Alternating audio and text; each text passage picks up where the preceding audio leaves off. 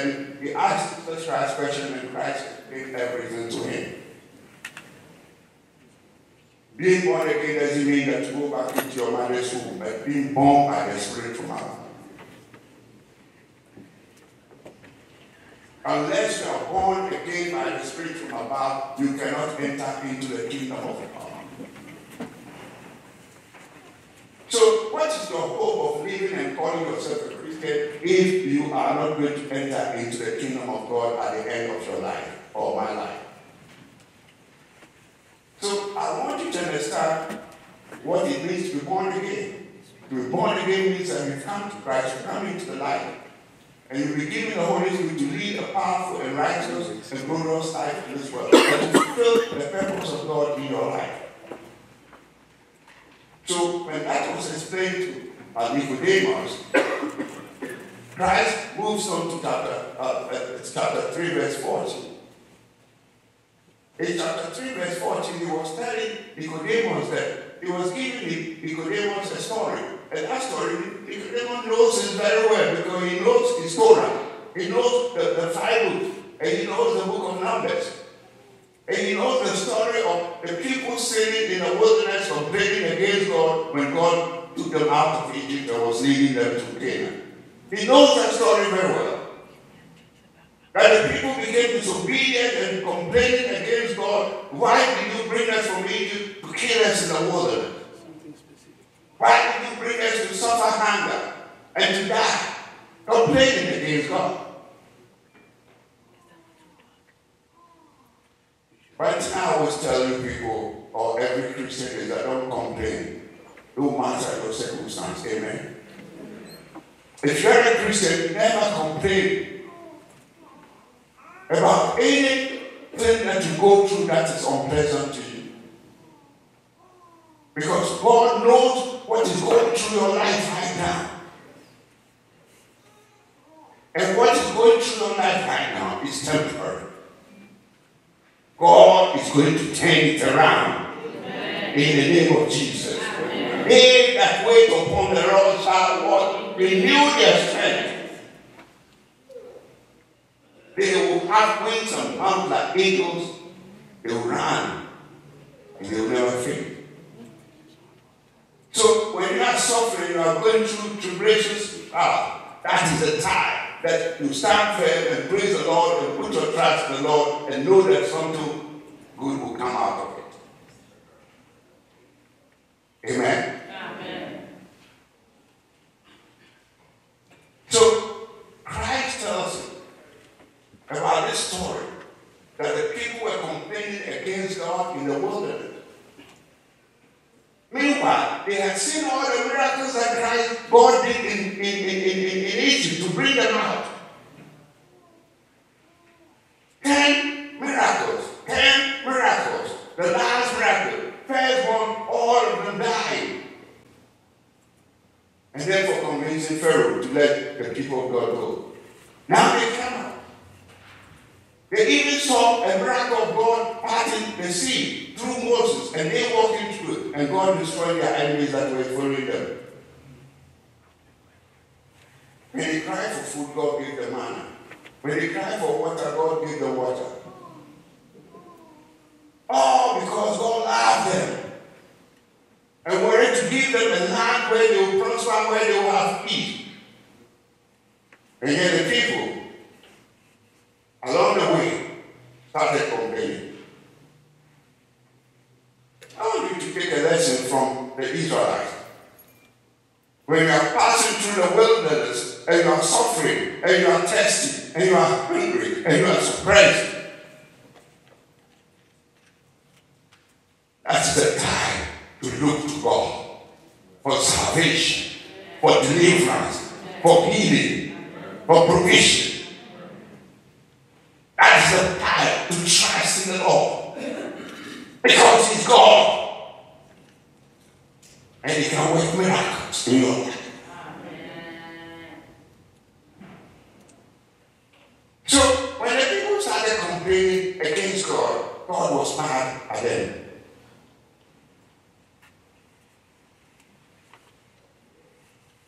And it is said that the wages of sin is death.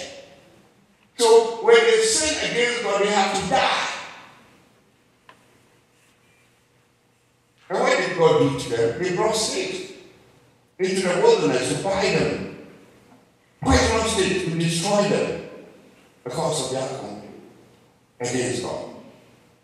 But while that was going on and people were being bitten by snakes and they died, some of them were seeing what was happening and they became frightened and they went back to Moses to plead with Moses to God to save them. And that kind of process is a process where we say that when the gospel is preached to us and it convicts us of our sin, we must repent and confess our sins and come back to the Lord. So when the people saw how they were dying, multitude of them dying because they were beaten by snakes, they pleaded with Moses to plead with God to save them. And God in His mercy, you know God is love and God is merciful, don't you? Don't you? Don't you? So in the midst of all that, God had pity upon them and gave instruction to Moses to make what? A bronze snake and put it on the snake and instruct the people that anyone who is beaten by a snake and looked upon that bronze snake shall be healed. And that's how God saved the people from their sin. Those of you who are in the medical field, you know what we call, what is the thing that identify the doctors or the people in the health department, the health field, and the nurses, please help me. What is the name? Do you all see the badge of the doctors? And that badge of the doctors, you see that there is a snake on it. Oh, nurses here, raise your hand. Nurses here, raise your hand. I don't understand what I'm telling you. You know that sign? It's a sign of healing. And that sign of healing is what the doctors have adopted. It is called an emblem. The emblem for the doctor. Go check it out. You see something like a cross with a stake on it. And when you see that it's medicine. It represents the doctors and nurses. They deal with medicine that will heal the people. And that was taken from the story read from Numbers, chapter 21, verse 49. So Christ was telling Nicodemus that the same way that God delivered the people in the wilderness by lifting up the bruised, snake bones for them to look upon and be saved, so He, Jesus Christ, will also what? Be lifted up. And He's referring to being lifted up onto the cross. And when He has done His sacrificial thing on the cross, anyone who looks upon the cross and believes in the sacrificial thing that Christ has done on the cross and confesses Christ as Lord and Savior, that person will be saved. Are you understanding? So He referred Nicodemus to that story and said, prior to that story, I'm also going to the cross and I'll be raised. And when I'm raised, and anyone who sees me on the cross shall be saved. So at this time that we are preparing for Lenten season and we are preparing ourselves to go to Calvary to see Christ crucified, Christ is speaking to us today. From John chapter 3, verse 1 through 13 to 14, Jesus Christ was talking to Nicodemus. But after that, Christ turned His attention to the crowd and to those of us who are Christians today to speak to us. And what is He telling us today? He's telling us that God so loved the world that He gave His only begotten Son, and He is the Son of God. That God has given given to us to save us from our sins. And that because God loves us and has given us Christ, and Christ is going to go on the cross and die on the cross for us. And when he died on the cross for us, he becomes the light of the world. He becomes the savior of the world. And anyone who comes into the light shall be saved. Anyone who comes to the savior shall be saved. I didn't get it. I didn't get it. So today all of us who are gathered today, who call ourselves Christians, are we walking in the light? The light is the Lord Jesus Christ. He is the one who has saved us. He is the one who has brought us out of darkness into light. But how many of us enjoy being in darkness, even though we call ourselves Christians?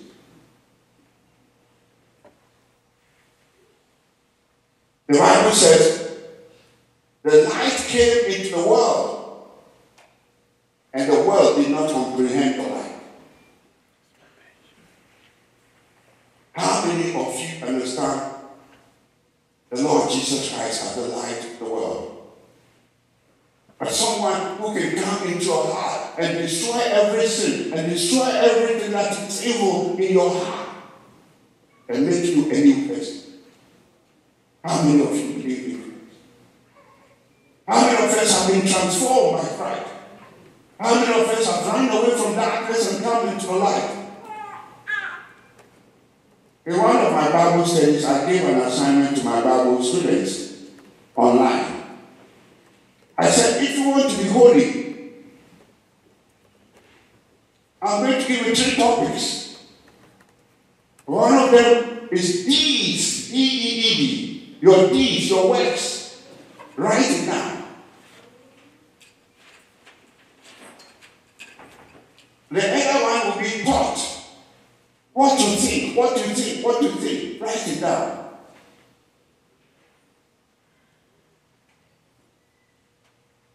And the other one will be words. What you say, what you say. Write it down. So I told them, put these here. Put the words that you do here, and put your thought that you do here. And write under each one of them. Everything that you think, everything that you say every day, everything that you do, write it down. And ask yourself whether your deeds, your thoughts, your words are in consonance with the word of God. If they are not, then we are condemned. And we have to confess our sins and be saved. So in that chapter, that 14 going, when he talks about he will be lifted up, and when he's lifted up and everyone believes in him, he will be saved. He moves on to the next point.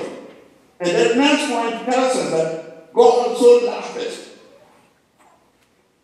that he didn't want us to perish in our sins, but he wants all of us to come to salvation and come into the light and come into Christ and be born again and to become the children of God,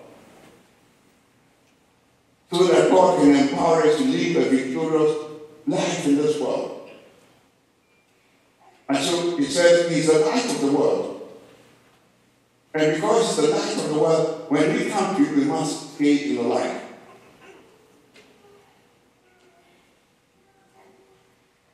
How many of you can drive at night without your headlight? Raise your hand.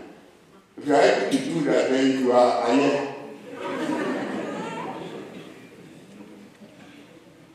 And maybe the other people don't know alert. The ground people say you are a witch.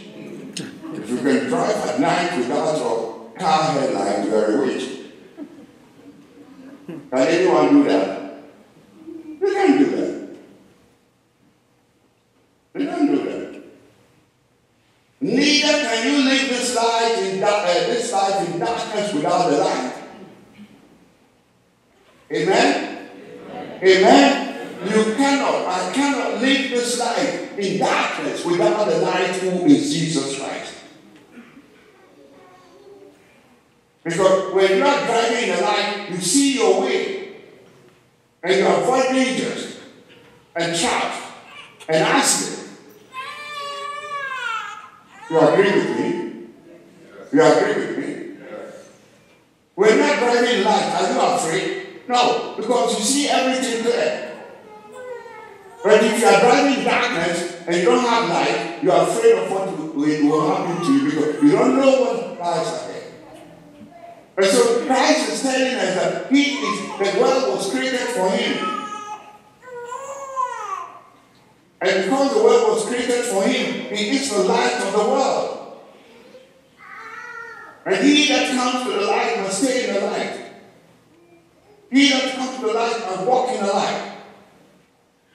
And if you walk in the light, do not be afraid of death. Do not be afraid of what will happen to you because you are walking in the light. Christ is always with you. He's always with you in the presence of the Holy Spirit. And the works of the Holy Spirit are enumerated to you. The Holy Spirit is God. He comes to live in you. He counsels you. He advises you. He guides you. In the Greek, they say he's your paraclete. He walks with you. He delivers you. And you are able to fulfill the purpose of this life. The glory and honor of the name of God. So part 2 says that Christ is the light and we must come to Christ. And so this morning, I'm asking you, are you walking the light? You come to church. You pray, you sing, you give your tithes and offering. But when you leave here and go out, you go walk in darkness. You go and steal money from your company. You go and commit adultery. You go and commit fornication. You go and do all kinds of evil things that have been listed in Galatians 5:16 onward. You go do that.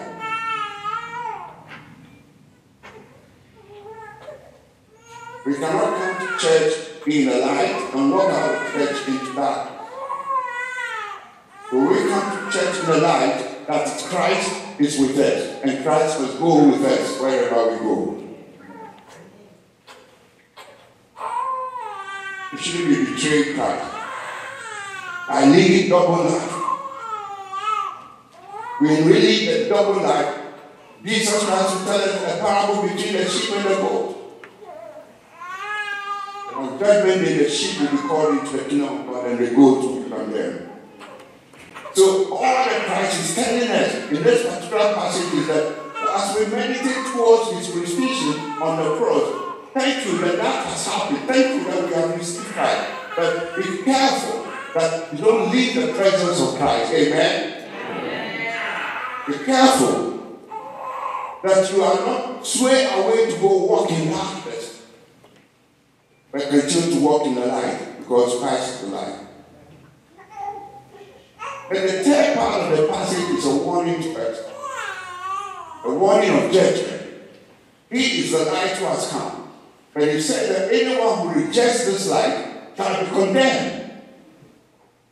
That person will not enter into the kingdom of God. See, for those of us who are pastors for many, many years, when it comes to this particular passage, we center the mind of the people in John 3:16. For God so loved the world, God so loved the world, God loved you, God loved you, God loved you, God loved you, because it's a good message and it encourages you in as parts. But we don't talk about the judgment of rejection. Let's talk about it. In fact, in some churches, if you go preach sin in those churches, they will not give correction to pay you. And I know so many pastors who are afraid to preach because they will lose correction and they won't get paid. Money is number one in your mind. As for me, money or no money, Christ will take care of me. I have to preach the truth to you. So there is judgment coming for those who have rejected Christ. God is saying that He didn't send Christ to come and condemn us. He sent Christ to come and redeem us. Because the wages of sin is death. And God is not willing that any should die, but that all should come to repentance and be saved.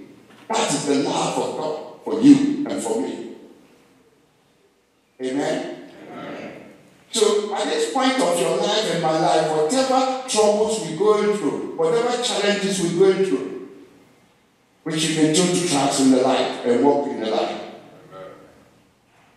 Are you getting me? What did the Methodist see that said when we walk?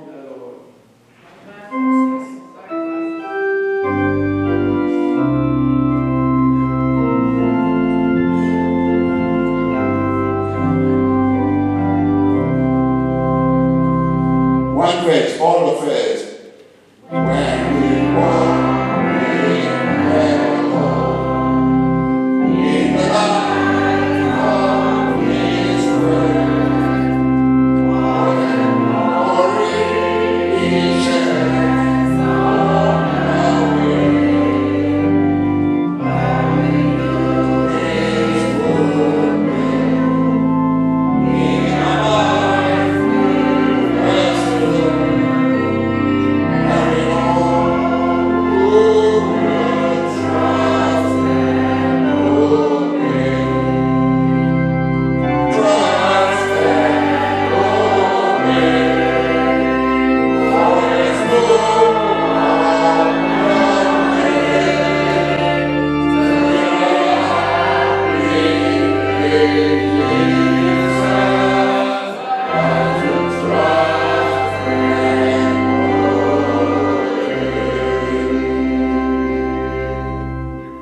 So the challenging question to us this morning is, are you walking in the light? That is the question that comes to all of us. You have heard the word of God preached to you. Christ telling us the light, and He wants us to walk in it. No matter what challenges we face, trust the Lord. When you are down, trust the Lord. When you are sick, trust the Lord. When evil befalls you, trust the Lord. Hallelujah. Amen. Hallelujah. Amen. Don't give up. Don't give up.